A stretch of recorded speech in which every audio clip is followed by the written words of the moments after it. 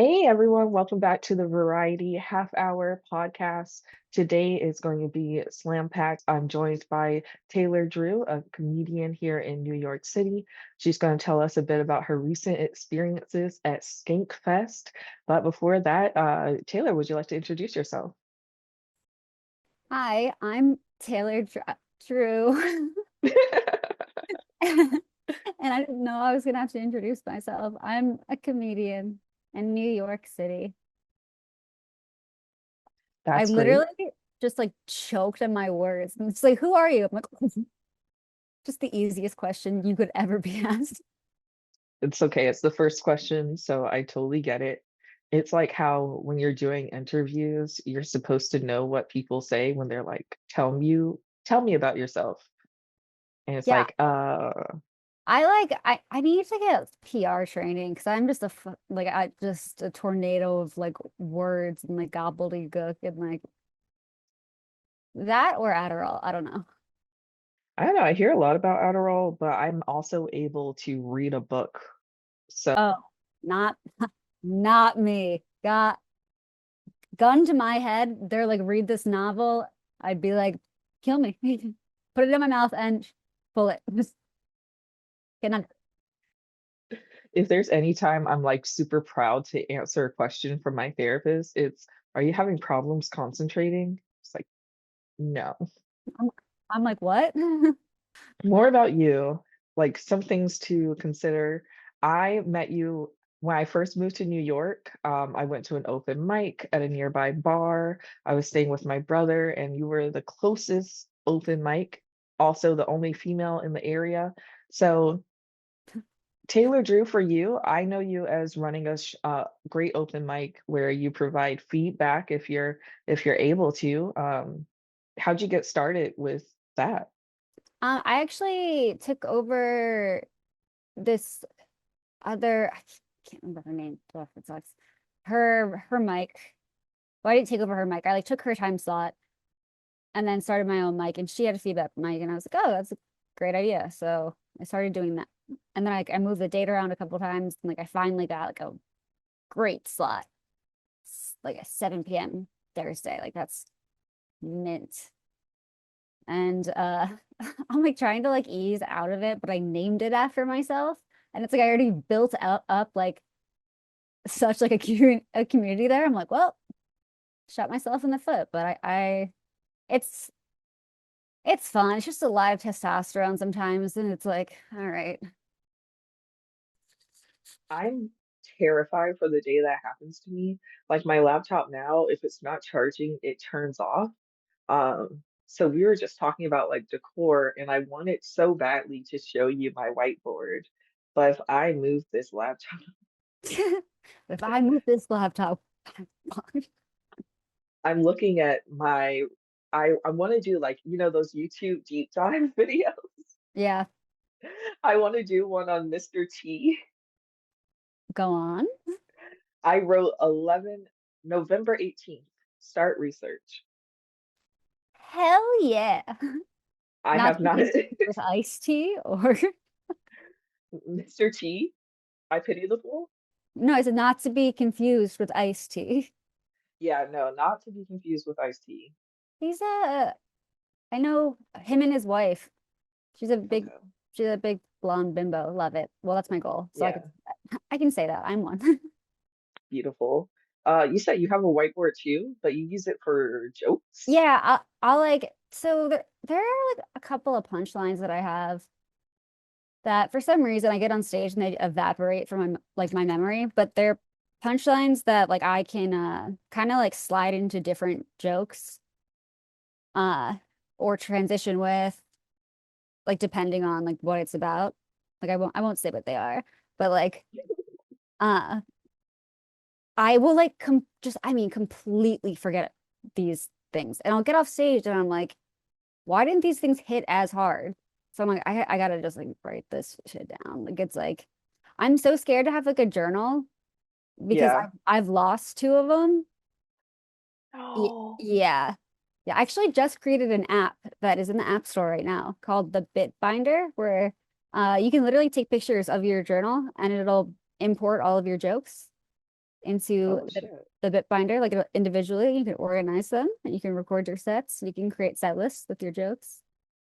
That's so cool.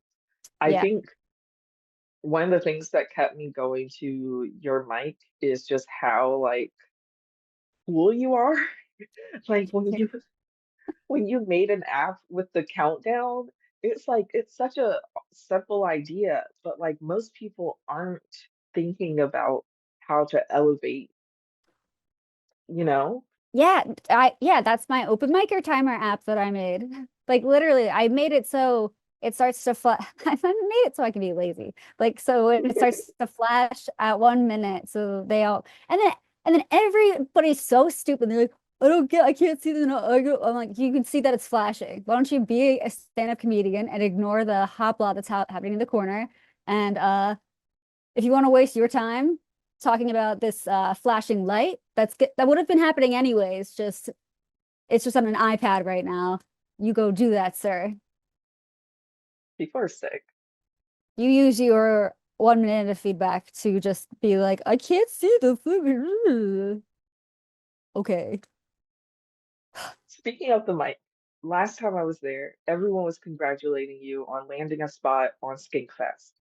Now, at that time, to be fair, I didn't know what that was, but I was happy for you all the same.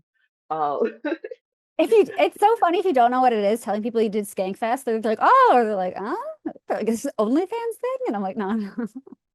it made me think of the Slut Walk with Amber Rose. So I thought Oh.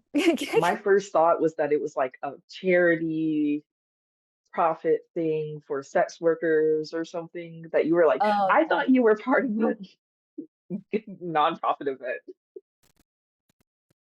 Nah, I'm a very for-profit motherfucker, honestly. Well, I was hoping that you'd still be paid regardless. It's just, they pay talent for the things. Yeah.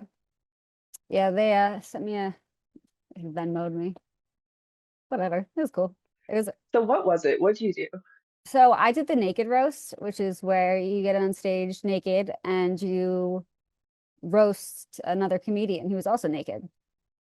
It was really fun. I won the roast unanimously. Uh, it was also really fun too because like it's not being filmed, but I still like found like a makeup artist there and got her to glam me up so I could win so I can not only just like win against this man, but like win, destroy, and then like light a cigarette. You know what I mean? Just like Yeah, and like like look hot doing it. yeah, it's like this is for like all of like it was awesome. After I won it, I got off stage, put my clothes back on. They had like a jam sesh. Everyone was like it was like a concert happening. Got on stage, stage dive. They threw me back on stage, get back on stage. I look down, someone hands me a puppy. So their videos is just, I don't know, just Tommy the puppy. There are videos of me just like jamming out with Tommy, just like, yay, on that stage in these overalls, actually. It it was no, I was trying to find the little video. There's nudity in the video, not me. There one of the porn stars who was the a judge, the thing is like panning and it's like her boobs and then just like me with this cute little dog. So I was like trying to figure out how to post it and blur. But Okay, yeah, it's somewhere around. I didn't take any pictures. that's fine. You gotta live in the moment. That's what I was saying. Like, I feel like I'm might be only one that like was. Oh yeah, there's Oh, Tommy. you look Yeah. so cinematic. Ah, Like you're so cute. And I'd it go was to like, Warped Tour to see you. oh my God, thank you so much. I literally like, oh, that dog, Tommy, the dog is so cute. Him and his dad, uh, Matt, they were in New York a couple of days ago to shoot something else, and I met up with them, so I got to see the dog again. And I was like, but everyone was taking videos of the dog and me and going, Tommy, oh my God. Then people were sending me the videos and I'm like, and Taylor, I'm also in that. Do you think Millie Bobby Brown was inspired by you? She was on Jimmy Fallon and was given a bunch of puppies by another comedian in New York, Jordan Poole. Oh my, I, man, yes. You know what? Should have brought up the video. But I wanted to ask a bit more about the roast. So, did Yeah. you know who you were going against before you Yeah, got I did. I did. I went against another New York comedian. We he's known in the scene, you know. He had so I've done naked shows before, there? which is like there's the naked comedy show. I've done it twice. So that was like not an issue for me. Like zero anxiety when it came to that. And I do roast kind of a lot.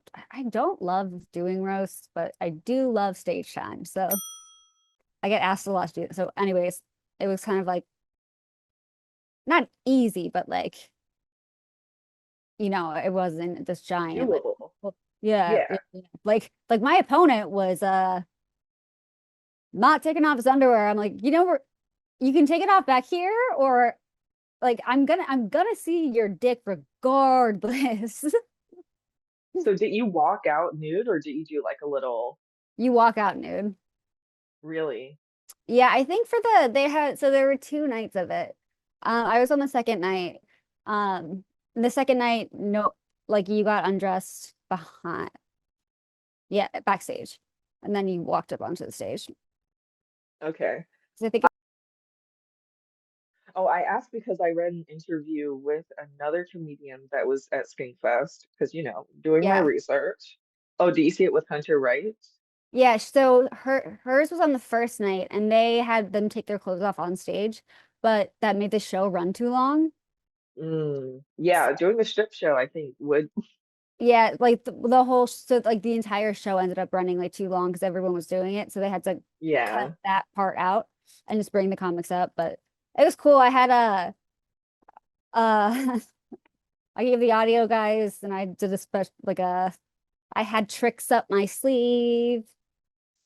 It was I went there to kill, okay? I didn't go there to Yeah. play. Like all the days, like Friday, Saturday, Sunday, I'm just like napping, walking around, talking to like two people, and then on Sunday night, my night, I'm like, let's fucking go. And then I did it, and I was like, this is everything. Do you notice there was like a lot of New York comedians?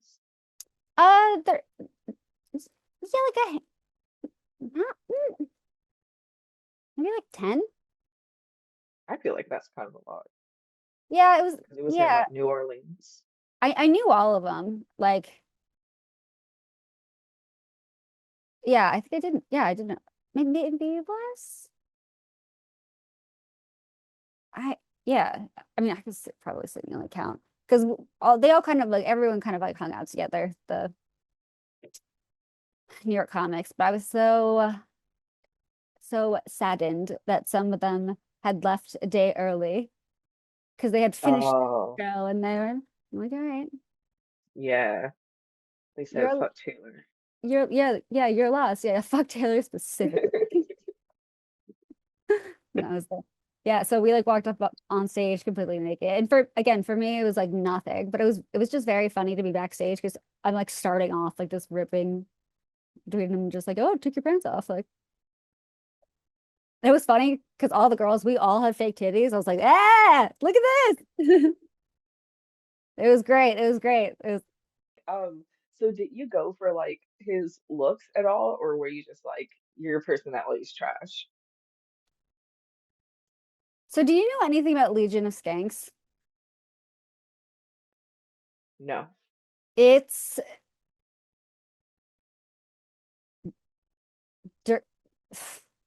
16-year-old boy humor. Like, like you go for their like like like you make Is this fun a of their podcast? yeah, it's a podcast. It's Oh, like that okay. it's like a huge like you go for their race. You go for like I went against a black man. And so of course all of his jokes were about how I'm haunting things or whatever. But see, the thing was, it was crazy. None of my jokes had anything to do with his race, and I was going over them with like two like roast masters that I had met there, and they're like, "You are gonna lose if you use these jokes." And I was like, what do you mean? He's like, they're like, you have to like you have to go after his race. You have to like, or you're not going to win. And I was like, Interesting. how? And I was like, how can I do this without like, you know, can't like being crazy or canceling myself? And then I just thought to myself, just do ones that are funny. You know what? Yeah. Like that it's like if you're not a racist person, then these jokes like they're just funny that everyone would laugh at. Like some like one of the jokes that hit, I was like when they asked me because he's very dark skinned. There I was like when they asked me if I wanted to roast him, I was like, "Are you sure? He looks done." And then that, yeah, they were all like that, and then I had like a sound effect of, and I didn't know this was like a stereotype or something. The low battery sound of a smoke detector. Oh yeah. Yeah, so I didn't know about this, but somebody was telling me. So I gave the sound guy the sound of a low battery, and I go, "Does this sound like home?" And I put it up to my puss, and the first time it didn't work, and I go, beep. The AV guy, and I'm sitting there praying, didn't work. I go down again, everyone's looking confused. Everyone's looking confused, and I did it again, beep. Everyone's looking confused. Third time I put it down, beep. And it was like, ha. And I was like, yes. So like made it even better. Yeah. I mean, down with that tech guy for not having it properly done. But But honestly, honestly the suspense of like what is she doing kind of was kind of crushed it. Like it made it funnier, I think. Because people were like silent, like waiting, like it got like quieter, you know what I mean? So they really heard the cheese sounds. I'm like, um, I'm really bad at roast battles. Well, I'm really bad at roasting, and I like to say I'll cry if anyone tries to roast me. oh, I'll give someone a dude. Last year for my birthday, I had comedians, and I'll do this for my birthday again this year, which is in like a month. I do not get my feelings hurt. Like it's like I know I know like whatever you're gonna say to me, I've already told myself, and I know that's what like I think it's because a lot of my humor is kind of about just me. So making fun of myself, like it's it it doesn't like I genuinely probably out of every roast battle I've done, and I've done I don't know, like more than 15, like I can remember like two jokes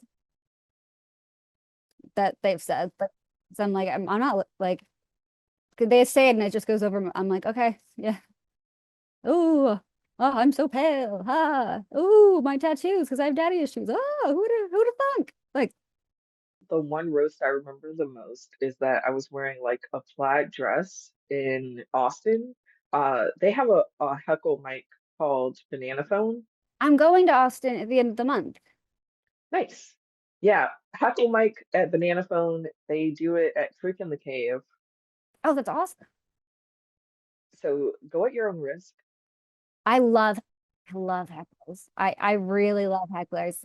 I'm really good at dealing with them. Yeah, well, the hecklers are comedians too. So it's like some of Yeah. them get boos from the crowd, some of them get like cheers if they're really funny. So people just shout things out.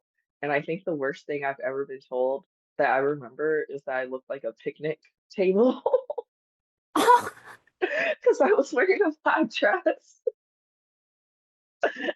It's like I'm not coming back from this. That's crazy.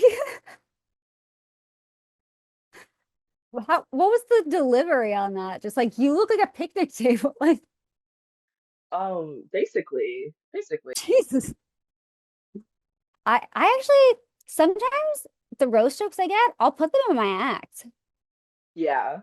Yeah, like I one of my openers, which is I you don't want me to say it on your podcast. It's really jarring. Okay. But I open with it because it's so like, what the fuck? Like I mean, you can talk about it. It's not the top of the show. it's like it's I have the I have the face of a Nazi, the body of an Auschwitz survivor. And I open like every set with that just to get the room tone real quick. Oh God, you're terrible. It's yeah, see, it's like I immediately like catch them off guard. I'm like, what's the vibe? Like what's going?